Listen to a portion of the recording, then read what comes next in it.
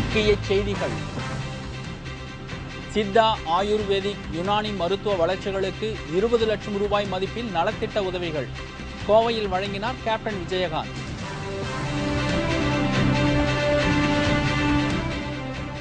நிலக்கரி ஊழலில் பிரதமர் பதவி விலக பாஜக வலியுறுத்தல்.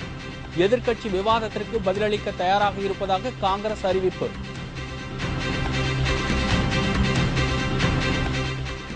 ஈமு கோழியை அடுத்து கொப்பரை தேங்காய் ஊழல். அதிமுக அரசின் வேதனை பட்டியல் நீளுகிறது.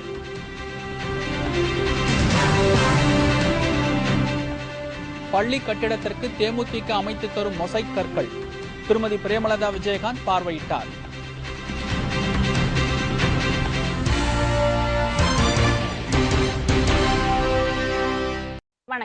வணக்கம். விரிவான செய்திகள். மக்களுக்காக மக்கள் பணி என்ற திட்டத்தின் மூலம் கோவையில் சித்தா, ஆயுர்வேதிக், ஓமியோபதி, யுனானி ஆகிய மருத்துவ வளர்ச்சிகளுக்காக 20 லட்சம் ரூபாய் மதிப்பிலான நலத்திட்ட உதவிகளை கேப்டன் விஜயகாந்த் இன்று வழங்கினார். தேமுதிக நிறுவன தலைவர் கேப்டன் விஜயகாந்த் தனது பிறந்த நாளை முன்னிட்டு தமிழகம் முழுவதும் சுற்றுப்பயணம் மேற்கொண்டு மக்களுக்காக மக்கள் பணி என்ற திட்டத்தின் மூலம் ஒவ்வொரு மாவட்டத்திற்கும் நாள்தோறும் 20 லட்சம் ரூபாய் மதிப்பிலான நலத்திட்ட உதவிகளை வழங்கி வருகிறார். அதன்படி இதுவரை கடந்த 22 நாட்களாக 4,40 லட்சம் ரூபாய் மதிப்பிலான நலத்திட்ட உதவிகளை கேப்டன் வழங்கியிருக்கிறார். இந்த நிலையில் இன்று கோவையில் மக்களுக்காக மக்கள் பணி திட்டத்தின் கீழ் சித்தா, ஆயுர்வேதிக் மருத்துவர்களுக்கு 20 லட்சம் ரூபாய் மதிப்புள்ள நலத்திட்ட உதவிகளை கேப்டன் வழங்கினார். பிசியோதெரபி மருத்துவமனைகளுக்கு 40 வீல் சேர்கள், மாற்றுத்திறனாளிகளுக்கு 40 நடப்பதற்கு உதவும் கருவிகள், 300 சித்தா மருத்துவர்களுக்கு சித்தா, ஆயுர்வேதம் மற்றும் யுனானி மருந்து பொருட்களை கேப்டன் விஜயகாந்த் வழங்கினார். மேலும் கோவை செந்தில் மருத்துவமனைக்கு ஏழை எளிய மக்கள் இலவசமாக சிகிச்சை பெற 1.5 லட்சம் ரூபாய் மதிப்பில் 2 பிசியோதெரபி கருவிகளையும் கேப்டன் வழங்கினார். கோவை தெற்கு மாவட்ட செயலாளரும் எம்எல்ஏவுமான PK தினகரன் தலைமையில் நடைபெற்ற இந்த நிகழ்ச்சியில் திருமதி பிரேமலதா விஜயகாந்த், மாநகர மாவட்ட செயலாளர் தமிழ் முருகன், வடக்கு மாவட்ட செயலாளர் பாண்டியன் மற்றும் மாநில, மாவட்ட, நகர, ஒன்றிய கிளைக்கழக நிர்வாகிகள், மகளிர் அணியினர், தொண்டர்கள் உட்பட ஏராளமான பொதுமக்கள் கலந்து கொண்டனர். நிலக்கரி சுரங்க ஊழல் தொடர்பாக எதிர்க்கட்சிகளுடன் காங்கிரஸ் விவாதம் நடத்த தயாராக இருப்பதாக மத்திய அமைச்சர் சல்மான் குர்ஷித் கூறியுள்ளார். சுரங்கத்துறையில் 1,86,000 கோடி ரூபாய் முறைகேடு நடந்துள்ளதாக பொது கணக்குத்துறை அறிக்கை தாக்கல் செய்ததை அடுத்து பிரதமர் மன்மோகன் சிங்கும் மத்திய அரசும் பதவி விலக வேண்டும் என்று பாஜக வலியுறுத்தி வருகிறது.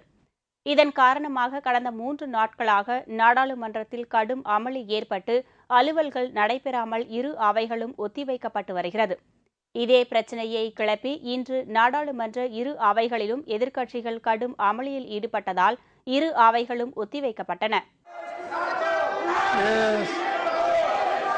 I presume that you want adjournment. House adjourned up to 2 p.m. 2 p.m.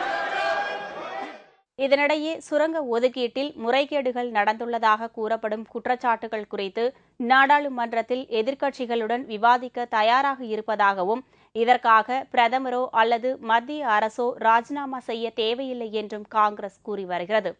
இது தொடர்பாக டெல்லியில் செய்தியாளர்களிடம் பேசிய மத்திய சட்டத்துறை அமைச்சர் சல்மான் குர்ஷித், எதிர்க்கட்சிகள் இந்த பிரச்சினை தொடர்பாக தங்களுடன் சேர்ந்து விவாதிக்க முன்வருவார்கள் என்று நம்புவதாக கூறினார். இது தொடர்பாக பதிலளிக்க காங்கிரஸ் தயாராக இருப்பதாகவும், இந்த விவகாரத்தில் எதையும் காங்கிரஸ் மறைக்கவில்லை என்றும் அவர் குறிப்பிட்டார். We hope every day that the opposition will come back and join issue with us on the reports that have come. After all, they are the ones who said that these reports are significant and these reports point in a particular direction. Well, if that is so, we want to give a reply that will go both to the opposition and to the country, and we would like that to be aired. We like that to be televised. சுரங்க ஊழல் விவகாரத்தில் நாடாளுமன்றத்தை முடக்கும் பாஜகவின் முடிவில் தங்களுக்கு உடன்பாடில்லை என்று நேற்று அறிவித்திருந்த அந்த கூட்டணியில் அங்கம் வகிக்கும் ஐக்கிய ஜனதாதள் தலைவர் சரத் யாதவ் இன்று தாம் தெரிவித்ததாக கூறப்பட்ட அந்த கருத்தை மறுத்துள்ளார். தேசிய ஜனநாயக கூட்டணியின் முடிவு எல்லோரும் கலந்து பேசி எடுத்த முடிவுதான் என்றும், தங்களுக்குள் எந்த கருத்து வேறுபாடும் இல்லாத நிலையில்தான் வெளியிட்ட கருத்தை ஊடகங்கள் தான் மாற்றி வெளியிட்டுவிட்டன என்றும் அவர் கூறியுள்ளார். இதனிடையே நாடாளுமன்றத்தை சுமூகமாக நடத்த மத்திய அரசு அனைத்து கட்சி கூட்டத்திற்கு ஏற்பாடு செய்துள்ளது. 27ஆம் தேதி சபாநாயகர் மீராகுமார் தலைமையில் அனைத்து கட்சி கூட்டம் நடைபெறும் என்று அறிவிக்கப்பட்டுள்ளது. ஈரோட்டில் ஈமுவை தொடர்ந்து கொப்பரை தேங்காய் நிறுவனம் மீது பொதுமக்கள் புகார் தெரிவித்துள்ளனர். இந்த நிறுவனம் 200 கோடி ரூபாய் அளவிற்கு மோசடி செய்துள்ளதாக அம்பலமாகியிருக்கிறது. ஈரோடு மாவட்டத்தில் ஈமுவை தொடர்ந்து கொப்பரை தேங்காய் நிறுவனம் மீதும் பரபரப்பு புகார் எழுந்துள்ளது. ஈரோடு மாவட்டம் கவுந்தம்பாடியைச் சேர்ந்தவர் நந்தகுமார். இவர் சத்தியமங்கலத்தை தலைமையிடமாக கொண்டு நந்து கொப்ரா பவுல்ட்ரி கேட்டில் ஃபார்ம்ஸ் என்ற நிறுவனத்தை தொடங்கியுள்ளார். இந்த நிறுவனங்களின் கிளைகள் சேலம், கோவை, தேனி உள்ளிட்ட பல்வேறு இடங்களில் உள்ளன. 1 லட்சம் ரூபாய் முதலீடு செய்தால் வாரந்தோறும் 4000 கொப்பரை தேங்காய் வழங்கப்படும் என்றும், அதை உலர வைத்து தங்களிடம் தந்தால் 4000 ரூபாய் வழங்கப்படும் என்று அறிவித்ததை அடுத்து 2000க்கும் மேற்பட்டவர்கள் இந்த திட்டத்தில் முதலீடு செய்தனர். 10,000 ரூபாய் முதல் 1 லட்சம் ரூபாய் வரை முதலீடு செய்ததாக கூறப்படுகிறது. நாங்கள் நந்து கொப்ராசன் பவுல்ட்ரியில் பணம் கட்டியிருந்தோங்க தேங்காய் உடைக்கிறதுக்கு. அது 1 லட்ச ரூபா கட்டினா வாரம் 4000 காய் கொடுப்பாங்க உடைக்கிறதுக்கு. வாரம் காய்க்கு 1 ரூபா வீதமாக வாரம் 4000 ரூபா கொடுப்பாங்க. ஆனால் அந்த காயும் சரியாக வர்றதில்லை. இப்போ இந்த ஒரு 20 நாளாக பேமெண்ட்டும் கொடுக்கல. ஃபார்ம்ஸில் சென்னிமலையில் நான் 1.5 லட்சம் கட்டியிருக்கிறேங்க. அதுக்கு ஒரு 4 மாதம் பணம் அனுப்புனார். இப்போ இந்த 2-3 வாரமாக பணம் எங்களுக்கு கூலி, இந்த உடைக்கிற கூலி எதுவுமே கொடுக்கல. இந்நிலையில் கடந்த 2 வாரங்களாக நிறுவனத்தை பூட்டிவிட்டு உரிமையாளர் தலைமறைவாகிவிட்டதை அடுத்து முதலீடு செய்த 25க்கும் மேற்பட்டவர்கள் ஈரோடு பொருளாதார குற்றப்பிரிவு போலீசாரிடம் புகார் தெரிவித்துள்ளனர். அதிமுக அரசில் ஒவ்வொரு ஊழலாக வெளிச்சத்திற்கு வர தொடங்கியுள்ளது.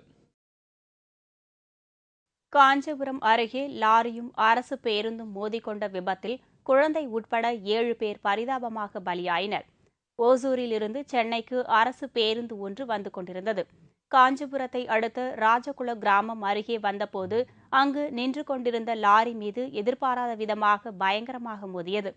இதில் பேருந்தில் பயணம் செய்த குழந்தை உட்பட 6 பேர் சம்பவ இடத்திலேயே உடல் நசுங்கி பரிதாபமாக உயிரிழந்தனர். மேலும் மருத்துவமனைக்கு கொண்டு செல்லும் வழியில் ஒருவர் இறந்தார். 20க்கும் மேற்பட்டோர் காயமடைந்தனர். அவர்களுக்கு தீவிர சிகிச்சை அளிக்கப்படுகிறது. விபத்தில் சிக்கிய பலர் ஆபத்தான நிலையில் உள்ளனர். இதனால் பலி எண்ணிக்கை அதிகரிக்கலாம் என்று அஞ்சப்படுகிறது. காஞ்சிபுரம் அடுத்து ராஜகோலம் பக்கத்துல ஒரு ஆக்சிடென்ட் ஆயிருக்கு. ஓசூர்ல இருந்து வந்த வண்டி 303 ஆக்சிடென்ட் ஆகி 1 ஹவரா ஆம்புலன்ஸே வரலங்க. போன் பண்றோம், ஆம்புலன்ஸே வரலங்க.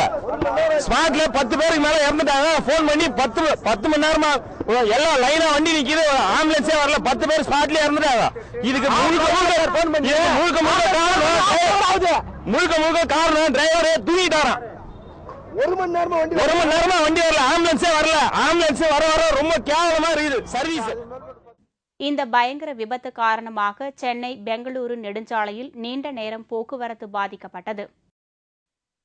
மக்களுக்காக மக்கள் பணி திட்டத்தின்படி கோவை மாவட்டத்தில் தேமுதிக சார்பில் நடைபெற்று வரும் பல்வேறு நலத்திட்டங்களை திருமதி பிரேமலதா விஜயகாந்த் பார்வையிட்டு ஆய்வு மேற்கொண்டார். கோவை வெள்ளக்கிணறு SS குளம் ஊராட்சி ஒன்றிய துவக்கப்பள்ளியில் தேமுதிக சார்பாக புதிதாக கட்டித்தரப்பட்டுள்ள சமையல் கூடத்தை பார்வையிட்டு அவர் ஆய்வு மேற்கொண்டார். பின்னர் தேமுதிக சார்பில் சுமார் 2 லட்சம் ரூபாய் செலவில் பள்ளி வகுப்புகளுக்கு மொசைக் கற்கள் போடப்பட்டிருப்பதை பார்வையிட்ட திருமதி பிரேமலதா விஜயகாந்த் பள்ளி குழந்தைகளுக்கு இனிப்புகளை வழங்கினார். இதன் பின்னர் செய்தியாளர்களிடம் பேசிய தேமுதிகவினர் செய்து தரும் பல்வேறு நலத்திட்டங்களுக்கு அதிமுகவினர் எதிர்ப்பு தெரிவிப்பதாக திருமதி பிரேமலதா விஜயகாந்த் குற்றம் சாட்டினார்.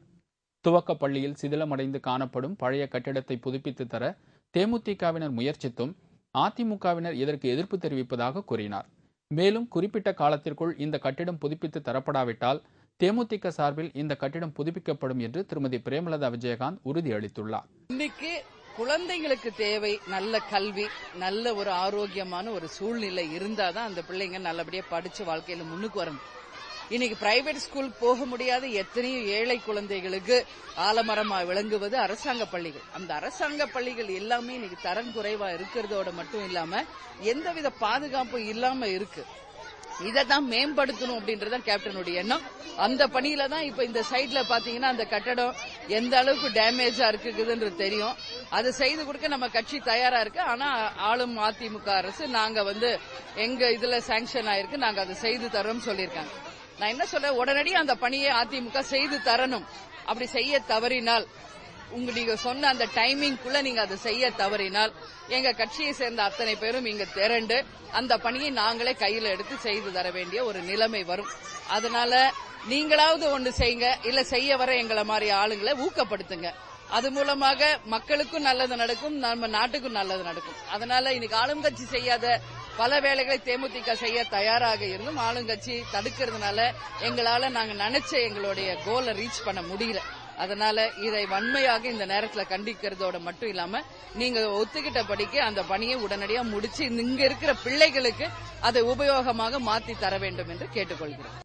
இந்த நிகழ்ச்சியின் போது தலைமை நிலைய செயலாளரும் தேமுதிக எம்எல்ஏவுமான பார்த்தசாரதி, கோவை தெற்கு மாவட்ட செயலாளரும் எம்எல்ஏவுமான பணப்பட்டி தினகரன், மாநகர மாவட்ட செயலாளர் தமிழ் முருகன், வடக்கு மாவட்ட செயலாளர் பாண்டியன் மற்றும் கழக நிர்வாகிகள், மகளிர் அணியினர் உட்பட பலர் கலந்து கொண்டனர்.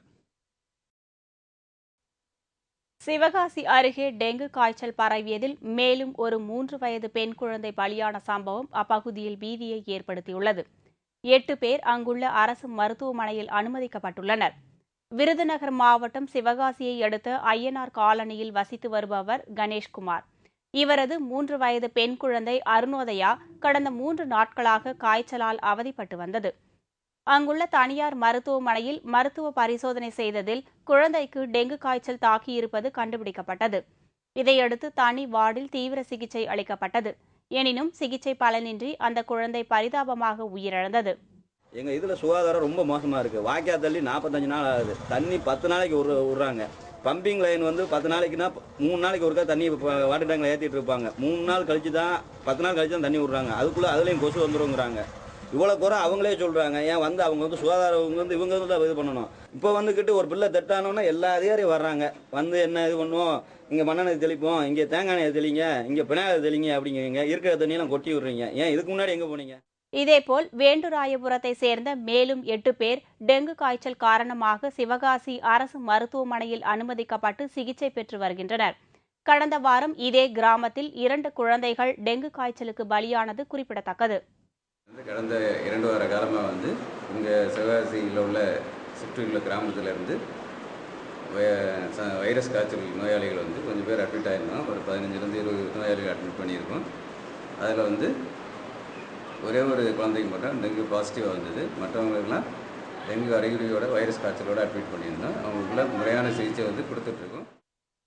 இதேபோல் வாணியம்பாடி நகராட்சியின் மெத்தன போக்கு காரணமாக அந்த பகுதியில் பல்வேறு தொற்று நோய்கள் பரவி மக்கள் பாதிக்கப்பட்டுள்ளனர். இந்த நிலையில் பெரியபேட்டை பகுதியைச் சேர்ந்த ஒருவருக்கு டெங்கு காய்ச்சல் இருப்பது கண்டுபிடிக்கப்பட்டுள்ளது.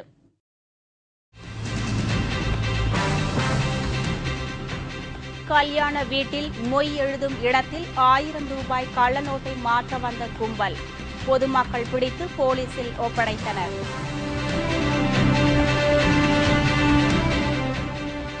கேரள அழகியிடம் ஏமாந்த தமிழக முக்கிய புள்ளிகள் போலீசில் புகார் செய்ய முடியாமல் தவிப்பு. மற்றும் பல செய்திகள் விளம்பர இடைவேளைக்கு பிறகு.